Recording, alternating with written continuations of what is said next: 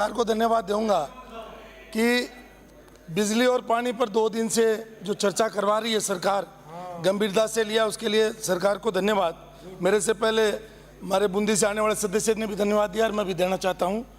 और ज़्यादा समय नहीं है इसलिए सीधा इसी पे आ रहा हूं, बात पे आ जाइए कि ऊर्जा विभाग का इस 5 वर्ष का जो स्लोगन है वो स्लोगन एनर्जी सिक्योरिटी पे है और इनका कहना है कि ऊर्जा के बिना कोई भी प्रांत आगे नहीं बढ़ सकता। There is direct correlation between rate of increasing GDP, rate of increasing energy. ये ऊर्जा विभाग ने अपना अब स्लोगन तय किया है कि भी हम जो है ऊर्जा के क्षेत्र में काम करेंगे। और मैं सरकार को कहना चाहता हूं कि ऊर्जा और पानी में अगर आपने काम कर लिया, क्योंकि अभी जो डिमांड है वो ज़्यादा ऊर्जा और पानी की है, तो निश्चित रूप से मतलब जो है आपको सफलता मिलेगी।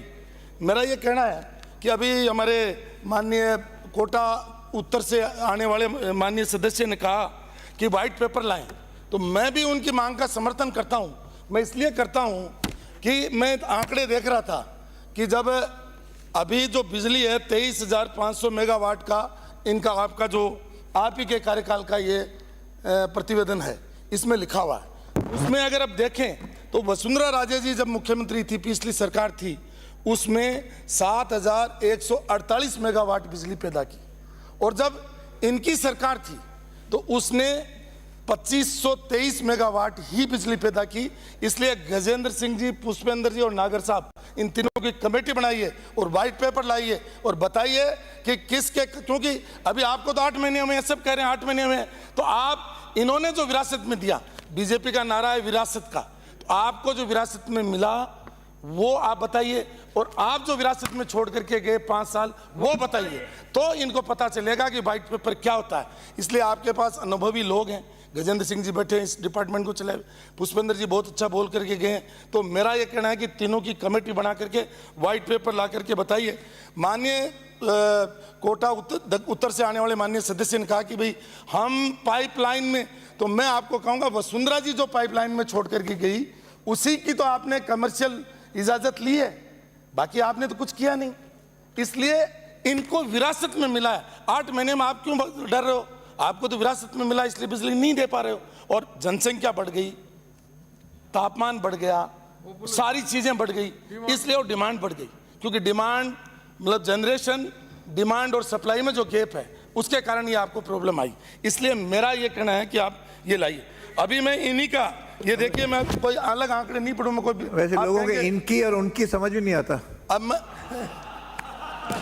ये साफ बता दो सर, 1 मिनट ले लिया आपने, 1 मिनट। मेरा ये कहना है, ये प्रतिवेदन मैं पढ़ रहा था, माननीय अध्यक्ष जी, इस प्रतिवेदन में इन्होंने कहा कि भाई हमने कितने कर दिए। ये कुसुम में मन नहीं डोल रहा सर, आप ही का प्रतिवेदन है, राजस्थान की बात करें। कुसुम योजना कंपोनेंट सी में मतलब इन्होंने 5 साल में मात्र 35.81 मेगावाट का एमओयू किया, और वो भी किसके साथ किया? LNC India limited. ये मेरा पेपर नहीं है, ये आप ही का पेपर है। लेकिन मैं बधाई देना चाहूंगा इस सरकार को कि इन्होंने प्रधानमंत्री कुसुम योजना कंपोनेंट सी में 4,189 मेगावाट का एलओए कर दिया, उसके लिए मैं बधाई देना चाहूंगा। इसलिए मैं आपको कह रहा हूं कि एक बार व्हाइट पेपर लाइए, क्योंकि राजस्थान की जनता को ये बार बार कह रहे हैं कि बिजली नहीं मिल रही है, बिजली नहीं मिल रही है। इसलिए मतलब ये आपका सवाल नहीं है सर, ये इनका भी सवाल नहीं है। सवाल ये है कि राजस्थान की पॉपुलेशन बढ़ गई, डिमांड बढ़ गई, इसलिए आप जनरेशन करिए। अगर जनरेशन करेंगे तो निश्चित रूप से ये समस्या का समाधान होगा। क्योंकि आपने घंटी बजा दी, 1 मिनट मेरे क्षेत्र के लिए लूंगा।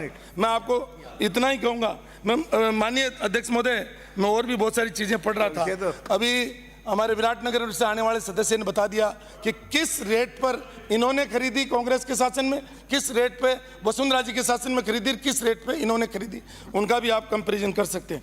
और मैं एक आंकड़ा और देख रहा था माननीय अध्यक्ष महोदय, उसमें इन्होंने जो बिजली बेची और खरीदी, यानी लगभग 4,017 करोड़ की तो खरीदी थी लास्ट में, और बेची कितनी सी? 234 करोड़ रुपए की बिजली, मतलब छोटी सी बिजली बेची। तो मैं ये बात कहते हुए आपसे यही निवेदन करूंगा कि जो मतलब हमारे डीरवाना में डीडवाना में मेरी मांग रहेगी माननीय आपके माध्यम से ऊर्जा मंत्री जी से कि मैंने आपको पर्सनली भी कहा है, चिट्ठी भी लिखी है, और पिछले 5 वर्ष में जो सौभाग्य योजना है और CLRC का जो कॉन्ट्रैक्ट, ये क्या कारण था कि एक ही व्यक्ति को मिला और उस व्यक्ति ने 5 साल में, चाहे हमारा मोलासर है, डीडवाना है, खाटू है, उसमें काम किया। तो मैं आपसे ये मांग करूंगा कि एक बार जांच कराइए, असलियत सामने आई होगी 5 सालों में क्या हुआ। अंत में एक बार बजट के अंदर जो डीडवाना क्षेत्र के लिए जो आपने घोषणाएं की, उसके लिए मैं आपका आभार व्यक्त करता हूं। अध्यक्ष जी, आपने टाइम दिया, हालांकि ये पेपर सारे ही रह गए। सदन में सब लोग इतने विद्वान हैं, यदि एक एक घंटा